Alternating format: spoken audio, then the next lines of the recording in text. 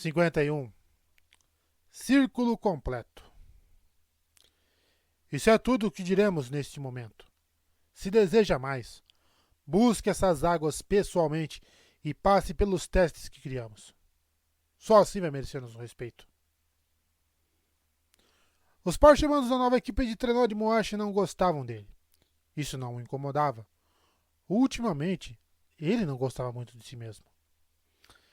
Não esperava nem precisava da admiração deles. Sabia como era ser surrado, desprezado. Quando alguém era tratado como eles haviam sido, não era fácil confiar em alguém como Moashi.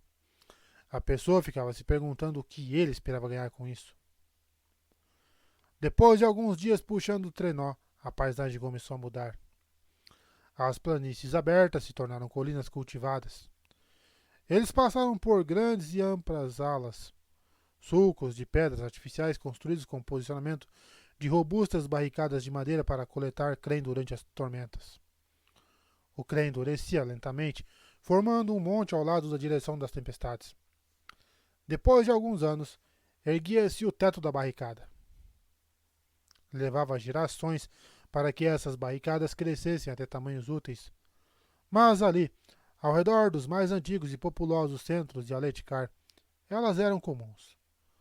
Pareciam ondas de pedras congeladas, rígidas e retas no lado ocidental, lisas e bauladas no outro lado. À sua sombra, vastos pomares se espalhavam em fileiras. A maioria das árvores cultivadas para não passar da altura de um homem. O limite ocidental daqueles pomares estava cheio de árvores quebradas. Agora, as barreiras teriam que ser erigidas a oeste também. Ele esperou que os moldados queimassem os pomares, mas eles não fizeram isso. Durante uma pausa para a água, Moashi estudou um deles, uma mulher alta que flutuava a mais de 3,5 metros de altura, com os dedos dos pés voltados para baixo. Seu rosto era mais anguloso do que os dos Parchemano. Ela parecia um espreno pela maneira como pendia ali, impressão acentuada pela sua roupa esvoaçante. Moashi se recostou contra o trenó e tomou um gole do seu odre de água. Ali perto, uma supervisora vigiava ele e os parchemanos da sua equipe. Ela era nova. Uma substituta para aquele que ele havia socado. Mas alguns dos moldados passaram a cavalo, trotando os animais com óbvia familiaridade. Esse tipo não voa, ele pensou.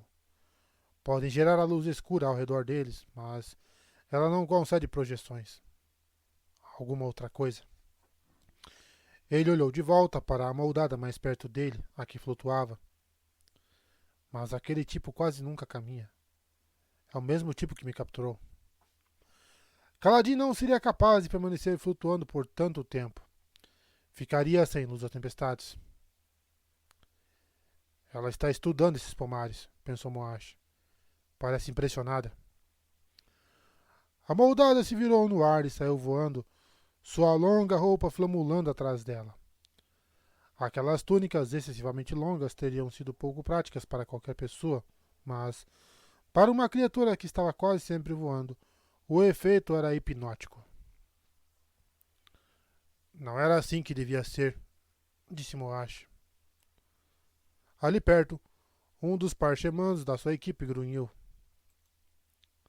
Não me diga, humano. Moashi olhou de soslaio para o homem que havia se acomodado na sombra do trenó carregado de madeira.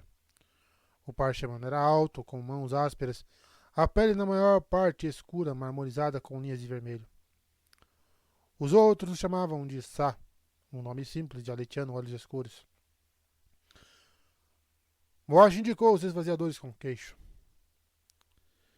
Era para eles atacarem impiedosamente, destruir tudo no caminho. Eles são literalmente encarnações da destruição. E daí? Indagou Sá.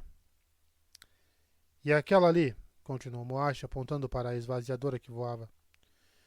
Ficou contente em encontrar esses pomares aqui. Eles só queimaram umas poucas cidades. Parecem dispostos a manter Revolar, trabalhar nela. Moashi balançou a cabeça. Isso era para ser um apocalipse. Mas não se planta em um apocalipse. Sá grunhiu de novo. Ele não parecia saber mais a respeito do que Moash, e por que saberia? Havia crescido em uma comunidade rural em Aletikar. Tudo o que ele sabia sobre história e religião teria sido filtrado pela perspectiva humana. Você não devia falar tão casualmente sobre os moldados, humano, disse Sá, se levantando. Eles são perigosos. Não sei não, disse Moash, mas enquanto mais dois passavam acima. O que eu matei caiu com facilidade, embora eu ache que ele não estava esperando que eu fosse capaz de revidar. Ele entregou seu odre de água para a supervisora quando ela se aproximou. Então olhou para Sá, que o fitava de queijo caído.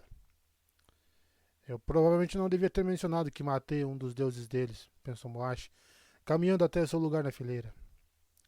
O último, mais perto do trenó, de modo que via as costas dos parchemanos suados o dia todo. Eles recomeçaram e Moash esperava mais um longo dia de trabalho. Aqueles pomares indicavam que Colinar em si estava a pouco mais de um dia de caminhada em um ritmo tranquilo. Deduziu que os esvaziadores os pressionariam bastante para que chegassem à capital antes do cair do dia. Ficou surpreso, então, quando o exército se desviou da rota direta. Eles seguiram entre algumas colinas até chegarem a uma cidadezinha, um dos muitos subúrbios de Colinar. Ele não se lembrava do nome. A taverna era agradável e hospitaleira com caravaneiros. Claramente havia outros exércitos de esvaziadores se movendo por Aletikar, porque ficou óbvio que eles haviam tomado aquela cidade dias, se não semanas, atrás. Parchemanos a patrulhavam, e os únicos humanos que Moash viu já estavam trabalhando nos campos. Quando o exército chegou, os esvaziadores surpreenderam Moash novamente ao selecionar alguns dos puxadores de carroças e liberá-los. Eram os fracotes, aqueles que tiveram o pior desempenho na estrada. Os supervisores os mandaram na direção de Colinar, que ainda estava fora de vista. Eles estão tentando sobrecarregar a cidade com refugiados, pensou Moash. Aqueles que não servem mais para trabalhar ou lutar. O corpo maior do exército se moveu para as grandes casamatas de tempestade ali no subúrbio. Eles não atacariam a cidade imediatamente.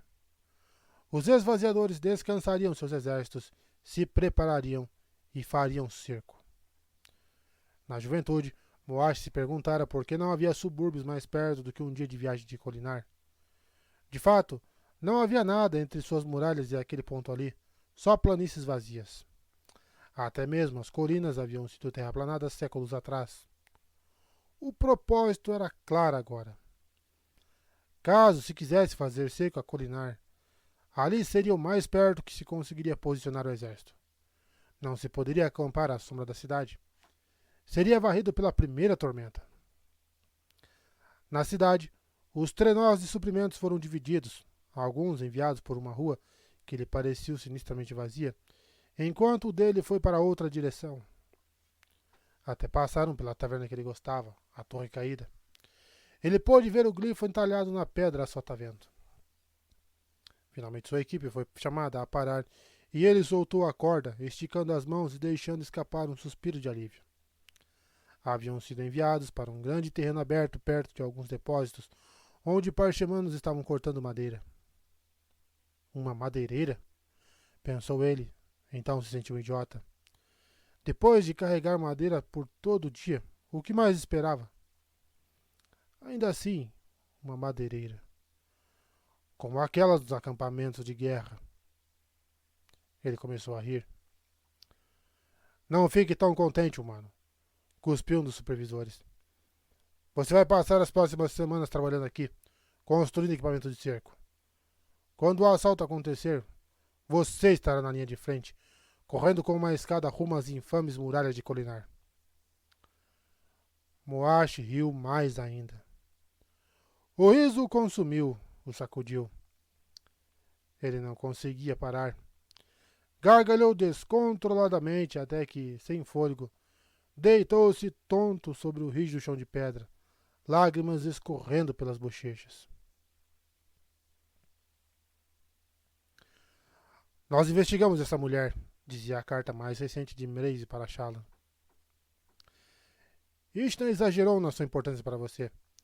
Ela estava de fato envolvida na espionagem para a casa Ramaradin, como contou, mas era apenas uma assistente dos verdadeiros espiões. Determinamos que é seguro deixá-la permanecer perto de você, embora não deva confiar demais na lealdade dela. Se você eliminá-la, nós ajudaremos a encobrir o desaparecimento a seu pedido. Mas não temos objeções quanto a você manter os serviços dela. Shallan suspirou, recostando-se na sua cadeira, onde esperava do lado de fora da câmara de audiências do rei Elhokar. Ela havia encontrado aquele papel inesperadamente em sua bolsa. Lá se fora a sua esperança de que Ishna tivesse informações úteis sobre os Sangue Espectros. A carta praticamente fervilhava com possessividade. Eles permitiriam que Ishna continuasse perto dela? Raios. Eles agiam como se já fossem seus donos. Shallan sacudiu a cabeça, então remexeu na bolsa, pegando uma bolsinha de esferas que pareceria comum para qualquer um que inspecionasse, pois ninguém saberia que ela transformara com uma pequena e simples ilusão. Embora parecesse roxa, na verdade era branca. O mais interessante não era a ilusão em si, mas como ela estava alimentando. Shallan já havia praticado ligar uma ilusão a padrão ou a um local, mas sempre precisara alimentá-la com sua própria luz das tempestades. Aquela ali, contudo, ela havia conectado a uma esfera dentro da bolsa. Já estava durando 4 horas com texta e iluminação sem precisar de luz das tempestades extra de Shallan. Precisara apenas criá-la, depois ligá-la à esfera. Lentamente, a luz estava drenando do marco de Safira, exatamente como um Fabrial drenava sua gema. Ela até havia deixado a bolsa sozinha nos seus aposentos ao sair, e a ilusão continuava intacta quando ela voltou. Aquilo havia começado como um experimento para descobrir como podia ajudar Dalinar a criar seus mapas mundiais ilusórios e deixá-los com ele, sem que precisasse permanecer na reunião. Agora, contudo, imaginava muitas aplicações possíveis. A porta se abriu e ela deixou o saco de esferas cair de volta na bolsa. Um criado-mestre conduziu alguns comerciantes para fora da reunião com o rei. Então fez uma mesura para Shallan, acenando para que ela entrasse. Ela entrou, hesitante, na câmara de audiências, uma sala com um belo tapete azul e verde cheia de móveis. Diamantes brilhavam nas lâmpadas e Elhokar havia ordenado que as paredes fossem pintadas, obscurecendo as camadas geológicas. Que pé no saco, hein? O próprio rei, em um uniforme azul Corin, estava desenrolando o mapa em uma mesa grande do outro lado da sala. Havia mais gente, Helt? Perguntou ele ao criado-mestre. Pensei que já havia acabado por hoje. Ele parou de falar ao se virar. Luminosa Shallan, a senhorita estava esperando lá fora? Poderia ter entrado imediatamente. Eu não queria incomodar, disse Shallan, se aproximando, enquanto o criado-mestre preparava refrescos. O mapa na mesa mostrava Kholinar, uma cidade grandiosa, que parecia tão impressionante quanto Vedenar. Papéis empilhados pareciam conter os últimos relatos de Telepenas na cidade, e um fervoroso enrugador estava ali perto, pronto para ler para o rei, ou para tomar notas ao seu pedido. Acho que estamos quase prontos, disse o rei, notando o interesse dela. O atraso foi quase suportável, mas necessário, tem certeza? O capitão Kaladin quis praticar voar com outras pessoas antes de levar minha figura real, o que eu respeito. Ele me pediu para voar com ele na dianteira da tempestade até a cidade de Tailem para abrir o sacro portal de lá, disse Shallan. Ele está muito preocupado com deixar pessoas caírem, mas se isso acontecer comigo, terei minha própria luz das tempestades e poderei sobreviver à queda. Excelente, disse Elhokar. Sim, uma bela solução. Mas então, você não veio falar comigo sobre isso. O que deseja? Na verdade, posso falar com o senhor em particular por um momento, Vossa Majestade? Ele franziu o senho, mas então ordenou o seu pessoal que fosse para o corredor. Quando 2 guardas da ponte hesitaram, o rei foi firme. Ela é uma cavaleira radiante. O que vocês acham que vai acontecer comigo? Eles saíram, deixando os dois juntos na mesa de Elhokar. Shallan respirou fundo. Então mudou seu rosto. Não para o de véu ou de radiante. Não para um dos seus segredos. Não para o de um de seus segredos. Mas, em vez disso, para uma ilusão de Adolin. Ainda era surpreendentemente incômodo fazer isso na frente de alguém. Ela ainda dizia à maioria das pessoas que era uma alternauta, como Jasna, para que não soubessem da sua habilidade de se transformar em outros indivíduos. Errocar deu um pulo. Ah, fez ele. Ah, é mesmo. Vossa Majestade, disse Shallan, mudando seu rosto e corpo para que se parecessem com os da faxineira que desenhara mais cedo. Temo que sua missão não seja tão simples quanto pensa. As cartas de Kholinar, as últimas que haviam recebido, expressavam medo e preocupação. Falavam de motins, de escuridão, de esprenos assumindo formas e ferindo pessoas. Shallan mudou seu rosto para o de um soldado.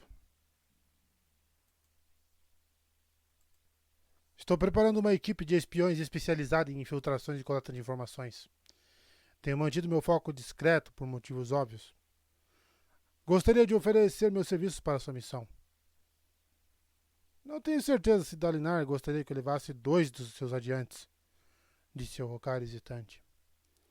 Não estou tendo muita utilidade parada aqui, disse Shallan, ainda usando o rosto do soldado. Além disso, a missão é dele ou é sua? A missão é minha, disse o rei. Então hesitou. Mas não vamos nos enganar. Se ele não quiser que você vá... Eu não sou súdita dele, respondeu ela. Nem sua, ainda. Sou uma mulher independente. O senhor me diz, o que acontece se chegar a Kholinar e o sacro portal estiver nas mãos do inimigo? Vai deixar o carregador de pontes abrir caminho lutando? Ou será que há uma opção melhor? Ela mudou seu rosto para o de uma parchemana de um dos seus desenhos mais antigos. Errocar assentiu, caminhando ao redor dela. Uma equipe, você diz? De espiões? Interessante.